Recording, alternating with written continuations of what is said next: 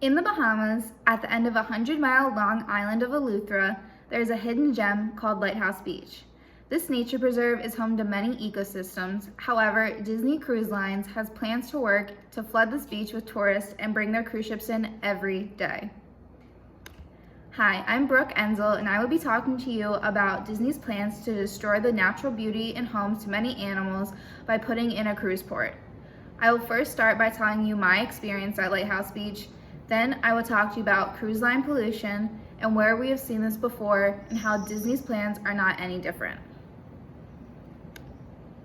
In high school, I attended a semester abroad at the Island School in Cape Eleuthera, Bahamas. This school is immersive and sustainability-based learning and living. The motto was to live well where you live by leaving the land and communities better than when we got there. Here's a map of Eleuthera, and the Island School is located down here at the tip of the whale's tail. There's a lot of pollution in the Bahamas already, specifically on an island that is only 1 mile wide. There's not a lot of places for that trash to go. To combat this, we did not use any cleaning products such as Clorox bleach. Instead, we used natural mixture that we made from hibiscus flowers and vinegar. We also composted our food and only made enough to feed the amount of people that were there. And no single-use plastics were allowed, no napkins, nothing that was not able to be reused. There was no treatable sewage plant near this location, so instead of having it straight into the ocean like most areas are forced to do, it was redirected into a fermenting garden. The water from showers and sinks were sent straight into the ocean, so we only took 30-second showers and switched to organic shampoo. I'm telling you about our extreme efforts to stay sustainable because we would snorkel and scuba dive the close-by reefs to research our small effects from limited waste and saw detrimental effects. The results were bleached reefs and less ecosystem growth compared to reefs far off the coast. Now imagine what a cruise port would do to the miles of surrounding reefs of Eleuthera. During my semester, we had a 14-day kayak where we went from the tip of the whale's tail to the bottom to reach Lighthouse Beach. So we went from all the way up here and kayaked all the way down to Lighthouse Beach down at the bottom of the whale's tail, which will soon be Disney's new cruise port location. When we arrived, it was breathtaking. There was pristine beaches with no one around to disturb it because it was public, but it also is a nature reserve. The point is surrounded by waters containing important geological features and rich biodiversity, including endangered coral, high concentration of sharks, fish, and other marine life. The surrounding ocean is so biologically rich that the area has been formally proposed to the government as a marine protected area. The sand was perfect. It was so perfect it was a shade of light pink, a result of foraminifera, a marine animal with a red shell that gets crushed by the waves and mixes with white sand. A very unique attribute seen nowhere else in the world that is now endangered because of Disney's new project. We were there for a couple of days. 2 of them were meant to be spent on a solo in total isolation on the beach, just you and your thoughts. However, during a tropical storm, we came through and we had to take shelter in the actual lighthouse that is on Lighthouse Beach. This place has a huge place in my own heart, and I know it's going to be totally disrupted by the exploitation. I know it's totally going to be disrupted by exploitation, and it is extremely upsetting. So where have we seen this before? Where have we seen cruise lines showing complete lack of care for the environment and local community?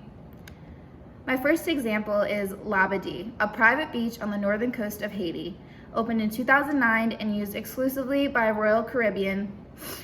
In 2016, Labadee became the focal point of rioting during the Haitian general election, with the bay deemed to be a tasteless symbol of foreign exploitation on an island with one of the highest rates of poverty in the world. With the poverty level as it stands in Haiti, it is hard to see where the addition of a cruise port benefits the overall community of the island. My second example is Carnival Cruise Lines. According to the Herald, they have been fined up to $60 million just in the last 3 years. Some of the reasons that they've racked up these fines are because they dump over 1,500 pounds of food waste into the ocean every day. They discharge large quantities of plastic items mixed with trash into the ocean and other locations every day surrounding the Bahamas. And they illegally dump 500,000 gallons of treated sewage into the ocean every day. These cruise lines are getting away with this mistreatment of our oceans because 1, they do not have respect for our marine life, and 2, the lax state and federal laws allow cruise ships to dump untreated sewage from toilets once the ship is 3 miles from the shore. Within 3 miles, cruise ships can dump sewage from toilets that have been treated by marine sanitation sites, which also have been shown that they're not adequate. In addition, sewage from sinks and showers can be dumped without any treatment anywhere at any time. Here is a picture of Eleuthera today. It's an undeveloped nature reserve with mangroves surrounding the shoreline to provide protection from erosion and to filter any harmful runoffs coming from the island into the ocean. Now fast forward to the future, and this is what Disney's plans for Lighthouse Beach is. Here you can see the plans for Lighthouse Beach for Disney's new cruise port.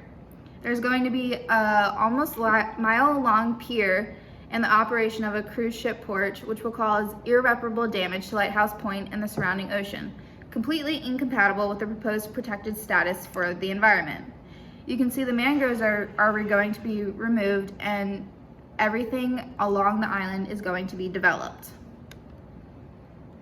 There's going to be vast amounts of foot traffic through once an untouched place, large amounts of trash and sewage, which the island of Eleuthera is already ill-equipped to deal with. From their own marketing, they are quoted stating that most of this project will come from renewable energy. However, a quick search shows they are not even trying to hit 30% of their energy demand to be renewable. Once a nature reserve, now a place for fun, drinks, and polluting. This is a picture of the plans and layout for how the beach is going to go. So over here, they will have a pier that will take you all the way down to the actual island, and then along it they will have cabanas, and they're actually have future expansion for private cabanas, so this isn't even actually the finished product. And they're also going to be putting in a marina, which is also going to be bringing more traffic and more public to this nature preserve. You can see where Disney has plans to donate a portion of Lighthouse Beach to the public, but the odd thing about this is that they're marketing that this will be a private port. So the land is actually going to be very much at use to the public, so anybody can come to this port at any time and anyone's allowed to use their facilities. So they are also misleading their potential customer and not only harming, they're harming their marketing strategies and the potential and the wildlife and everything. The Bahamas is not requiring any revenue sharing with Disney. The Bahamas will not collect any income taxes or real property taxes, which would benefit the Bahamas. Disney has also made an unforeseeable promise that it may hire Bahamians in the future. There are around 11,000 people living on Eleuthera, and Disney stated that they aim to hire about only 140 of them. That number isn't even a fourth of the population. That does not cut it. The Bahamian government even took household polls in Eleuthera, going door to door asking the locals if they agree or disagree with Disney's port. The results showed that not even 40% of citizens agreed to these plans, a blatant disrespect for the local community's wishes. Now I know most of you haven't even heard of the island of Eleuthera, but I hope this opens your eyes and intrigues you to become more aware of the effects development has on the surrounding population, land, and marine life. This doesn't have to specifically be about the Bahamas. It could mean just being more aware of what's happening in your neighborhood. I've gone over my experience at Lighthouse Beach, the irresponsibility of cruise lines, and the plans Disney has for Eleuthera. The point I want to make with this presentation is that companies, specifically cruise lines, should display a clear concern for marine life and the local communities they enter, and to also respect preservation over exploitation. Thank you.